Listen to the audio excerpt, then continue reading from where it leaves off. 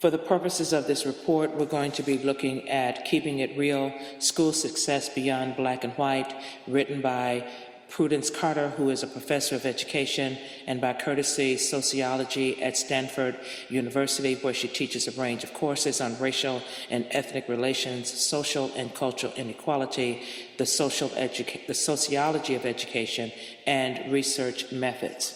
In this particular text, School Success Beyond Black and White, Dr. Carter is looking at the idea of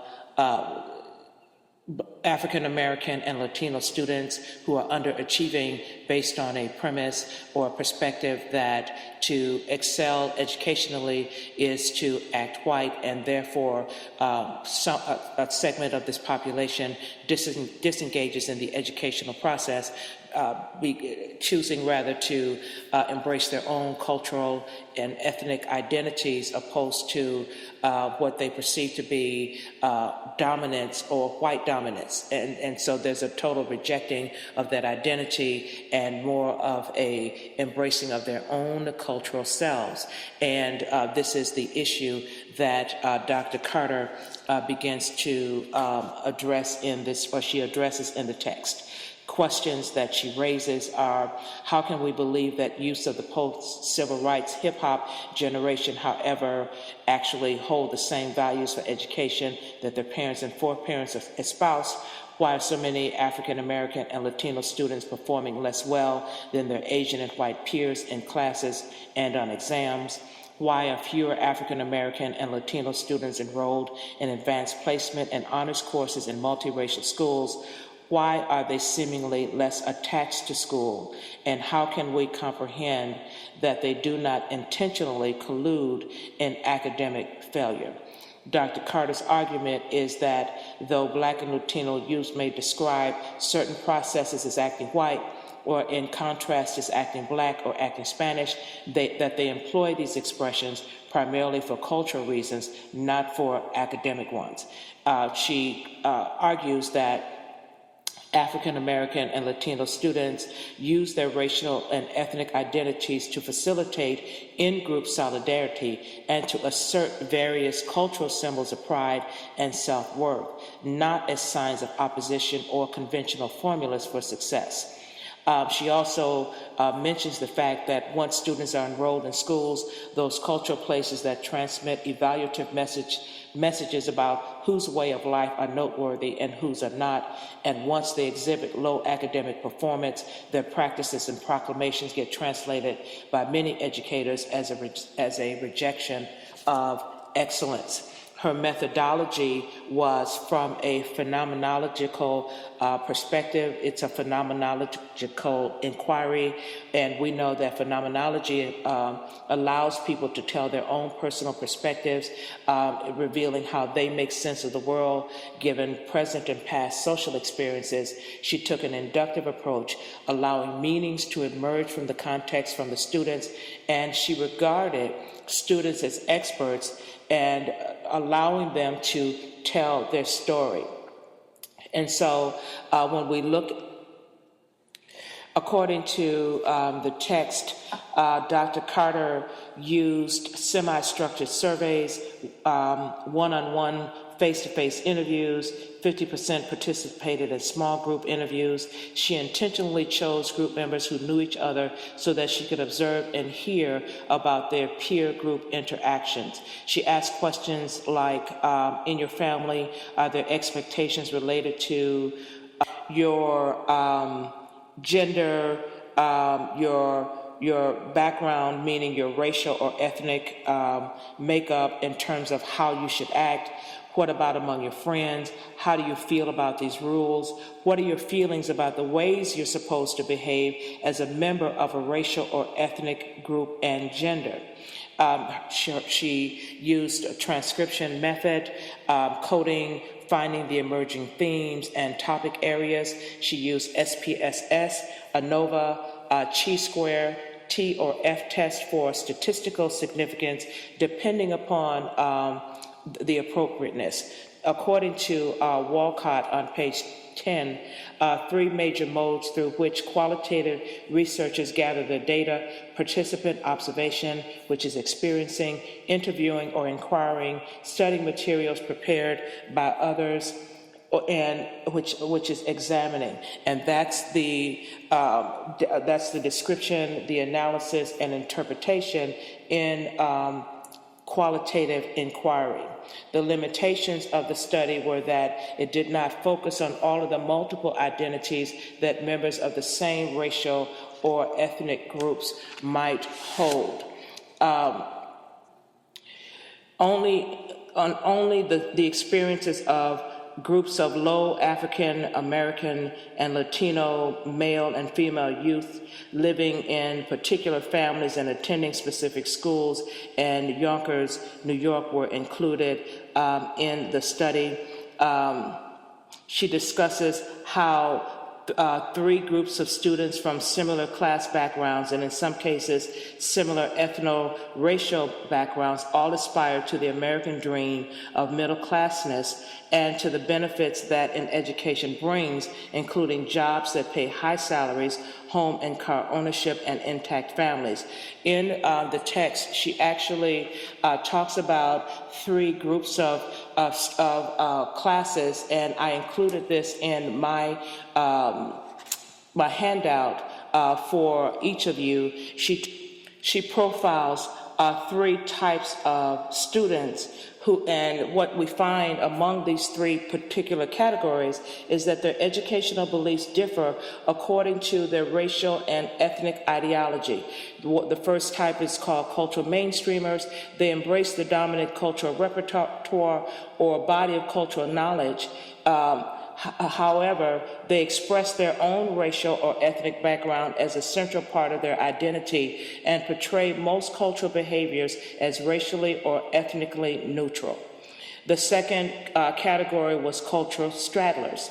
They definitely abide by the school's cultural rules, yet they do not passively obey school rules and cultural codes. Cultural straddlers, according to Carter, simultaneously create meaning with their co-ethnic peers. They're critical of the school's cultural exclusivity. Cultural straddlers negotiate schooling in a way that enables them not only to hold on to their narrative cultural styles, but also to embrace dominant cultural codes and resources. The third student type was what she called non-compliant believers. These were the students with the widest gaps between their beliefs and school engagement and their achievement. This group believes that education is the main route to socioeconomic mobility. However, their cultural identities and self-understanding as racial and ethnic beings lead them to challenge the compliance with rules that we use to denote good students. And so she asked the question, why are black males most likely to fall into the non-compliance category as opposed to the cultural mainstreamer or the cultural straddler category? Dr. Carter's own reflexivity was evident throughout the entire text. She talks about in the study how she was positioned between the students that she studied and their parents, and over time her relationship was primarily or strongest with the students. She hung out in the places that they hung out, and she spoke their language. She talks about understanding the cultural nuances because she herself is an African American, so that reflexive process of where she fit and where her voice was in the text was evident throughout the text. She was able to provide rich descriptions when she gives a description of Monica. And I quote, already a few years away from that unpleasant high school experience, having obtained her GED and presumably possessing more maturity, Monica sat in her family's modest kitchen holding her toddler nephew. She told me that her older sister, Marta, a college graduate, influenced her decision to enroll in the community college. In reading passages like that, she was able to throughout the text bring you into the story. So she's telling the story of the students, and yet in reading it, it's as though you were there as part of the story. So I thought that it was very engaging. That's one of my critiques of the text. I thought that it was very engaging. I felt that she did a good job in her own reflexive process, locating her voice in the narrative and just moving us forward in the place of understanding the text and looking at this issue of school achievement and why African American and Latino students tend not to achieve or perform academically as well as their white counterparts. In terms of my own future studies and how I will use this in my own writing and my own reflexive process, reflexivity was a concept that was very helpful for me to understand, and understanding my own biases. Where is my voice? Am I an insider or an outsider? And how do I make sure that I am telling the story of the respondents? And one of the ways that I will make sure that I do that is through the questions, the way that they're framed, and transcribing the data and making sure that I'm refining it to bring forward the voice and the story, the experiences of the respondents. I am planning to use, still choosing method, but I am leaning more toward a narrative, ethnographic approach. Using my theoretical perspective will probably be critical race theory. I haven't solidified this as of yet. I'll spend time with my main advisor talking about best approaches, and just looking at the whole DAI piece, descriptors, analysis, and interpretation. That's one of my takeaways from this class. One of my major takeaways is the importance of really refining the data, locating my own voice in the study, and making sure that it is the story of the respondents that comes forward. Overall, this text was very enlightening. It was a very positive read for me, and I think that Dr. Carter did a tremendous job in dismantling this whole concept of the perceptions of African American and Latino students' disengagement academically because of some perception that it's white acting white, and really what it is, there are socioeconomic issues, there are cultural nuances that are creating this gap between schools and students, and all of that is the catalyst to student disengagement. Thank you for listening.